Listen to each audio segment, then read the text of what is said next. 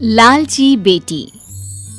सुधा और उसका भाई दिनेश किसी तरह गरीबी में पले बढ़े। दिनेश बड़ा होकर छोटा मोटा काम करता और अपना घर चलाता।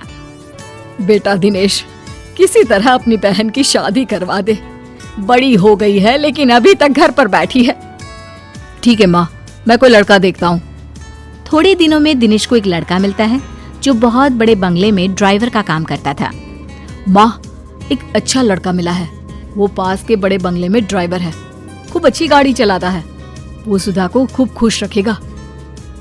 अरे वाह भैया, फिर तो वो मुझे 4 चक्के में घुमाएगा भी। हाँ, क्यों नहीं घुमाएगा, जरूर घुमाएगा। अरे बेटा तू चल, उन लोगों के घर हम लोग जाकर बात कराते हैं।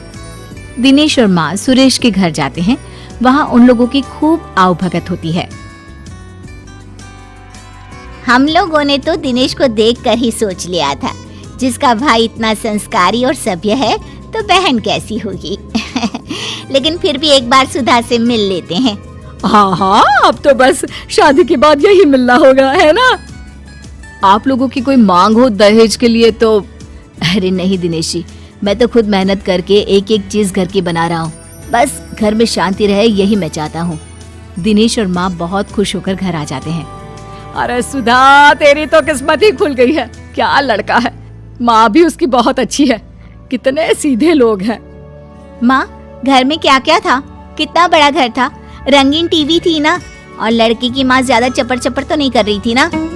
नहीं सुधा, ये सब तो नहीं था, लेकिन लड़के ने वादा किया था कि वो मेहनत करके सब कुछ घर में ले लेगा। बस उसे एक अच्छी लड़की चाहिए जो घर में शांति रखे। क्या कुछ भी नहीं था? नहीं नहीं, मैं ऐसे घर में नहीं करूंगी शादी। यहाँ भी परेशानी, ससुराल जाओ तो वहाँ भी परेशानी। अरे परेशानी रहना है तो मैं अपने घर में क्यों ना रानी बनकर रहूं? किसी और के घर में नौकरानी बनकर परेशान रहने से तो वही अच्छा है ना। अरे कैसी बात कर रही है बेटा? कल को दिनेश की भी शादी होगी, भाभी आएगी, तो क्या तुम सर पर बैठी रहोगी? तो क्या ये घर मेरा नहीं है माँ? और कल को किसी और को आना है तो इस चक्कर में मैं कहीं भी चली जाऊं? वो कहीं भी नहीं, ससुराल होने वाला है तेरा सुधा। लेकिन सुधा नहीं मानती। पर माँ क्या करती, बेटी को घर पर तो नहीं बिठा सकती थी। दिनेश, पूछ अपनी बहन से क्या करे कि वो शादी कर ले। दिनेश बहन से पूछता है कि वो शादी के लिए क्या चाहती है। मुझे महंगा रंगीन टीवी, फ्रिज और एसी लेकर दोगे तो मैं करूंगी शादी। दिनेश क्या करता, इतना पैसा कहाँ से लाता? वो शांत होकर बाहर चला जाता है।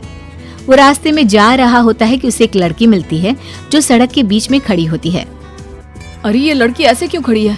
सामने से बस आ रही है, कहीं उसे कुचल देगी। ए लड़की, हटो वहाँ से। ए लड़की।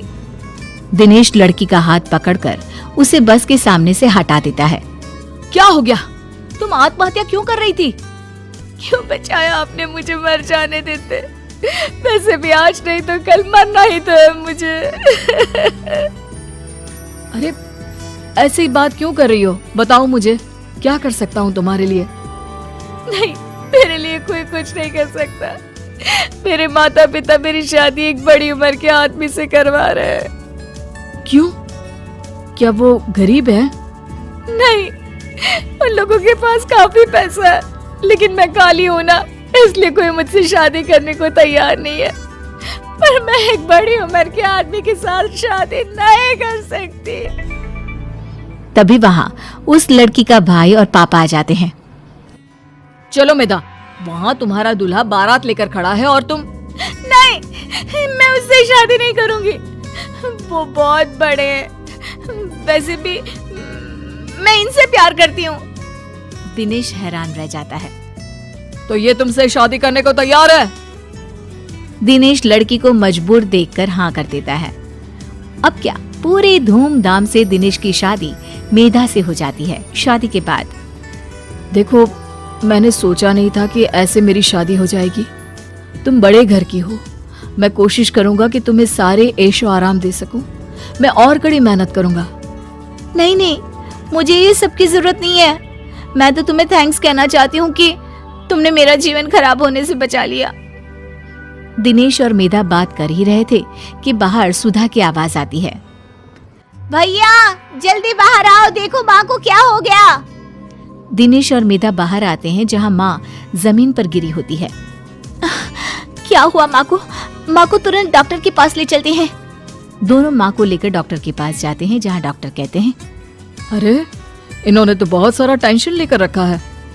दिमाग सारा दिन चलता रहता है शायद इनका। ज्यादा सोचने से इन्हें चक्कर आ गए हैं और ये गिर गई। क्यों बहन जी, क्या चिंता है आपकी?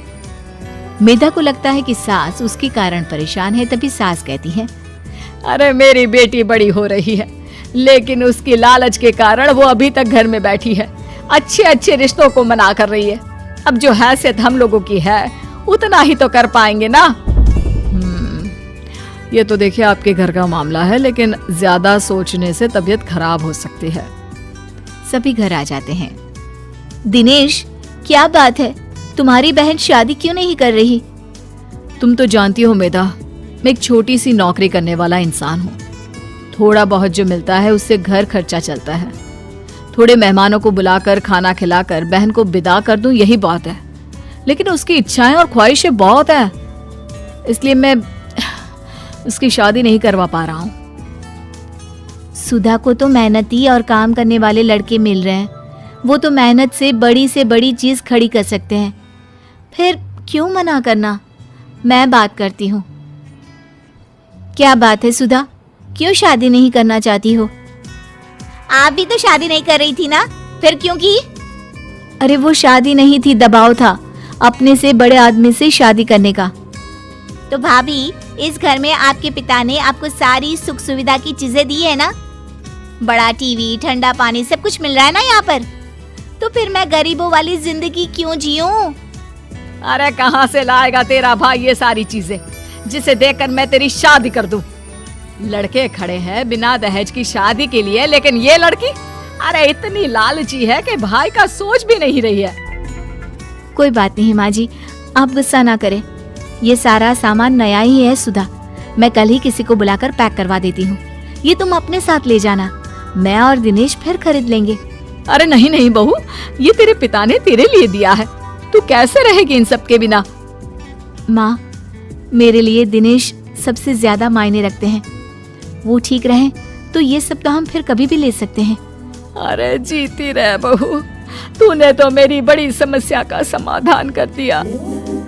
फिर क्या, मेधा का सारा सामान सुधा की शादी में चला जाता है। उसकी शादी हो जाती है और सास चैन की सांस लेती है।